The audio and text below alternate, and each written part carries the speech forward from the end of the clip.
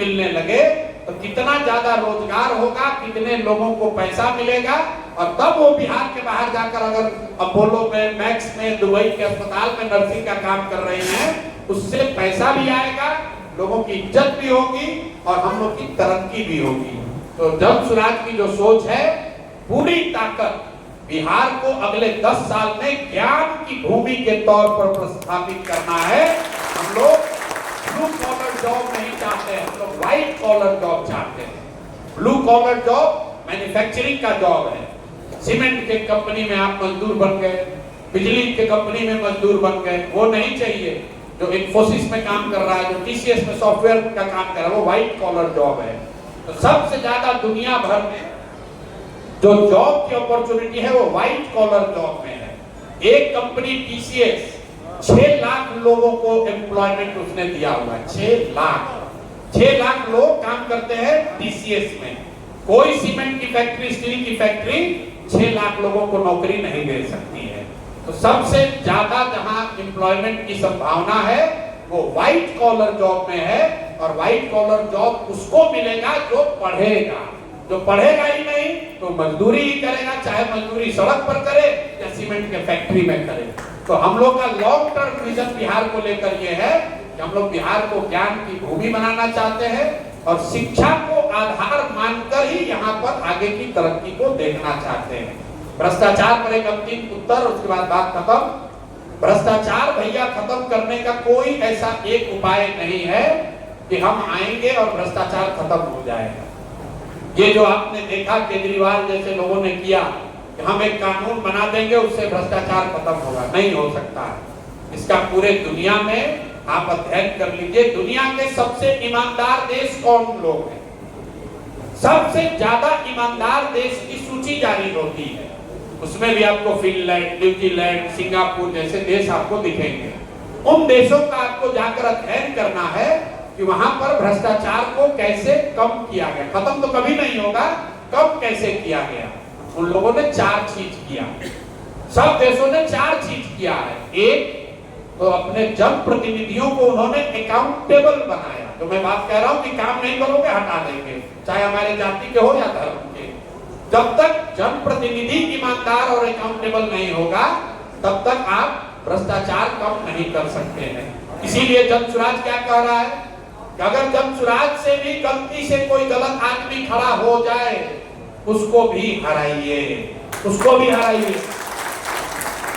किसी भी दल से जीते लेकिन अच्छा आदमी जीतना चाहिए। जब प्रतिनिधि जब गलत जीतेगा, जब शिक्षा मंत्री चोर होगा तो पेपर लीक होगा ही होगा। दूसरी चीज लोगों ने क्या कहा, उन देशों ने क्या किया, उन देशों ने बहुत बड़े पैमाने पर सत्ता और संसाधन का विकेंद्रीकरण किया। Decentralization of resources and decision making. मतलब यहाँ बिहार में आप क्या कहते हैं, अधिकारियों का जंगल राज है। पूरी व्यवस्था 13 करोड़ लोगों की व्यवस्था कुछ चंद अफसर ही चला रहे हैं, सीएमओ से चल रहा है। बड़े पैमाने पर डिसेंट्रलाइजेशन होने की बात होनी चाहिए। जब ये पंचायती राज कानून बना तो कानून में लिखा गया है कि 1/3 विकास की राशि हर हालत में पंचायती राज के माध्यम से खर्च होना चाहिए। यहाँ कितना हो रहा है, 1991 के बाद से बिहार में 3% राशि भी पंचायती राज के माध्यम से खर्च नहीं हो रहा। अब आप में से कुछ लोग कह सकता है कि पंचायती राज में भी तो मुखिया सब चोर है, पंचायती राज के लोग भी तो चोरी कर रहे हैं। बिल्कुल कर रहे हैं, लेकिन उसमें फर्क है। नल जल योजना में चोरी हुई तो जितने वार्ड सदस्य और मुखिया थे, आप जाके आंकड़ा चेक कर लीजिए, करीब करीब 92% वार्ड सदस्य और 80% मुखिया लोग चुनाव हार गए नल जल योजना के बाद। अपने अपने इलाके में देख लीजिएगा। फिर से बता दे रहे हैं, नल जल योजना में चोरी हुई तो उसमें 92% वार्ड सदस्य और 80% मुखिया लोग अपना चुनाव हार गए। लेकिन उसी नल जल में घोटाला करने वाले अफसर पहले भी थे और आज भी हैं। इसलिए चोरी पंचायती राज में भी होगी, लेकिन अगर डिसेंट्रलाइज होगा तो उसमें अकाउंटेबिलिटी रहेगी। तीसरी बात इन देशों ने क्या किया है, उन्होंने बहुत बड़े पैमाने पर जन भागीदारी सुनिश्चित की है। यहाँ बैठे हुए प्रबुद्ध लोग भी ये नहीं बता सकते हैं कि टिहरी के विकास के लिए, नगरों के टिहरी नगर के विकास के लिए कोई किसी ने सवाल पूछा था, उसका बजट कितना है, सेंट्रल गवर्नमेंट का ग्रांट कितना है, कौन सी योजना है जो कि यहाँ फंसी पड़ी है। इसलिए फंसी पड़ी हुई है कि ऊपर जो सेक्रेटरी बैठा है उसको 2% कमीशन नहीं मिल रहा है, तो फंड नहीं रिलीज करता है। तो तीसरी बात, बहुत बड़े पैमाने पर जन भागीदारी होनी चाहिए ताकि जनता को ये जानकारी हो कि टिहरी के लिए कौन सी योजना उपलब्ध है, तभी आप आवाज उठा पाएंगे। आप देखते हैं गांव देहात में मुखिया जी लोग काहे चुनाव हारता है, आपको मालूम है कि सड़क का पैसा आया है, मुखिया नहीं बना रहा है, तो आप उसको हराते हैं। एमपी एमएलए के बारे में, सरकार के बारे में, ज्यादातर योजनाओं के बारे में आपको पता ही नहीं है। और अंतिम चीज, बड़े पैमाने पर टेक्नोलॉजी का उपयोग। अभी आप देख रहे हैं बिजली का मीटर लगा हुआ है, बिजली की चोरी जितनी पहले होती थी, मीटर लगने से लोगों को परेशानी है, लेकिन चोरी कम हो गई। सरकार ने नल जल योजना बनाया, 25,000 करोड़ रुपया खर्च किया, लेकिन अगर उसने मीटर टेक्नोलॉजी वाला लगा दिया होता तो पटना में बैठे बैठे पता चलता कि कौन मीटर कितने बजे ऑन हुआ, कौन मोटर चालू हुआ, कितना पानी निकला, कितना गया, वो पता चल सकता था। तो हम लोग की अगर व्यवस्था बनती है तो जन सुराज ये कह रहा है कि ईमानदार और अकाउंटेबल जनप्रतिनिधि बनाए जाए। दूसरा, बड़े पैमाने पर सत्ता और संसाधन का विकेंद्रीकरण किया जाए। तीसरा, बड़े पैमाने पर जन भागीदारी योजनाओं को बनाने में जन भागीदारी को सुनिश्चित किया जाए, और साथ में टेक्नोलॉजी का बहुत बड़े पैमाने पर प्रयोग हो। ये चार चीज अगर होगा तो भ्रष्टाचार को नियंत्रित किया जा सकता है। खत्म करने का दावा मैं नहीं कर सकता हूँ, ना दुनिया में कहीं हुआ है ना यहाँ होगा, लेकिन इसको नियंत्रित जरूर कर दिया जाएगा। तो मोटे तौर पर यही बात है। बाकी अगर एक तो कोई सवाल छूट गया होगा तो आप सवाल, अगर आपको लग रहा है कि ना भैया हम मरे जा रहे हैं, हमारा सवाल के जवाब आप नहीं दिए, तो आप कर लीजिए, नहीं तो खाते समय पूछ लीजिए। दारू चालू करने की बात, बिल्कुल दारू चालू करने की बात इसलिए करते हैं कि शराबबंदी जो है, पहली बात तो कि बिहार में शराबबंदी है ही नहीं।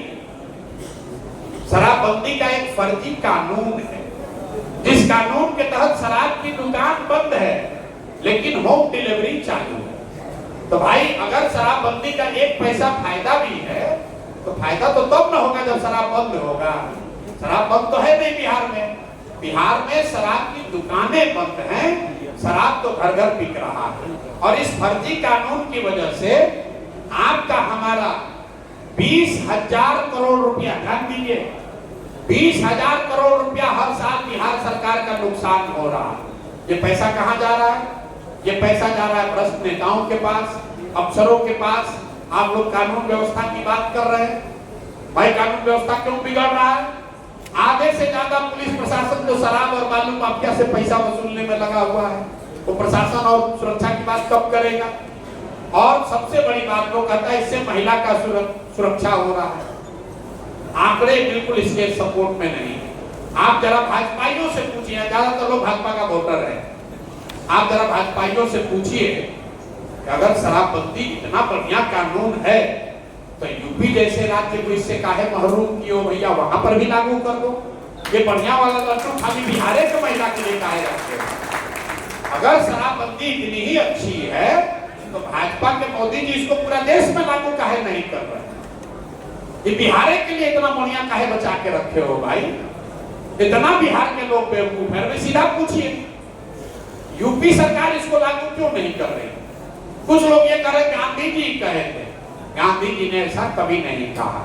गांधी को अगर आपने पढ़ा है, गांधी को अगर आप गहराई से समझते हैं तो फिर से जाकर देख लीजिए। गांधी ने शराब को लेकर, शराबबंदी को लेकर सामाजिक प्रयास की बात कही है, कानून बनाने की बात नहीं कही है। कुछ लोग इस्लाम के लोग कहते हैं भैया इस्लाम के विरुद्ध है। इस्लाम में भी ये नहीं कहा गया, इस्लाम में भी ये नहीं कहा गया है कि कानून बनाकर शराब रोक दिया जाए। वैसे तो गांधी जी ने कहा शाकाहारी होना अच्छी बात है, कल होकर सरकार आके कानून बना देगी जो जो शाकाहारी नहीं सबको जेल में डाल देंगे, गांधी जी कहे थे। गांधी जी ने ऐसा नहीं कहा था।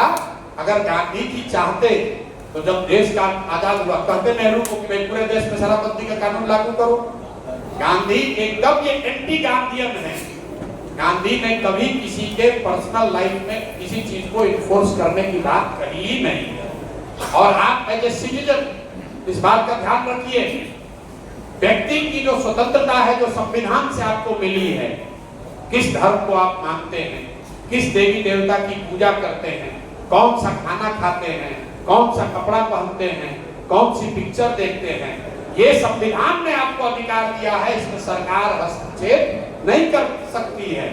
और आप ये अधिकार सरकार को मत दीजिए कि शराब पर नहीं रुकेगा, कल होकर दूसरे चीज पर भी आ जाएगा। 10 बरस 20 बरस के बाद कहेगा कि नहीं अब आपको भगवे पहनना है, आपको व्हाइट नहीं पहनना है, फिर कहिएगा ये भी तो बात ऊपर वाले ने कहा है।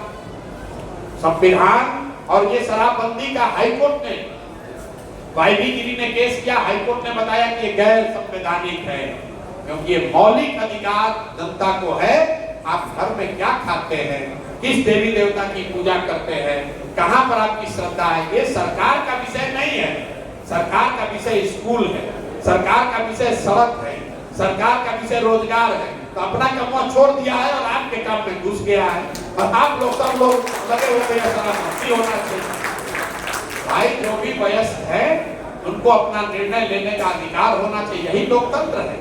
हम चाहे हम अंग्रेजी में पढ़ें, हमारी इच्छा है हम संस्कृत में पढ़ें, सरकार कहेगा नहीं सब लोग अंग्रेजी में पढ़ो, तो सब अंग्रेजी में पढ़ेगा। तो देश की ताकत है, उसको इस तरह का बिना सोचा समझा बनाया हुआ कानून कमजोर करता है। शराब के पक्ष में हम नहीं हैं, लेकिन हम फर्जी शराबबंदी हटाने के पक्ष में हैं।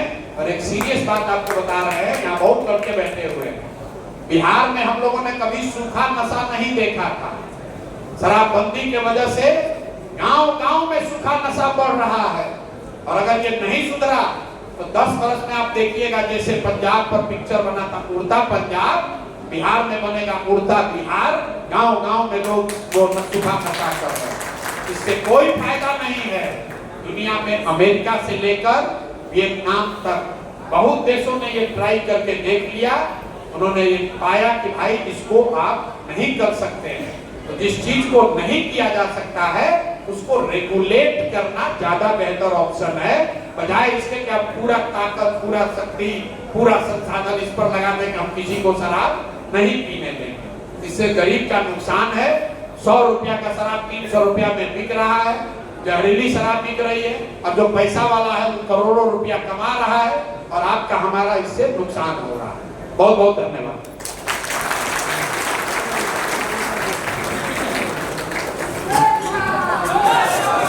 आप लोगों से आग्रह है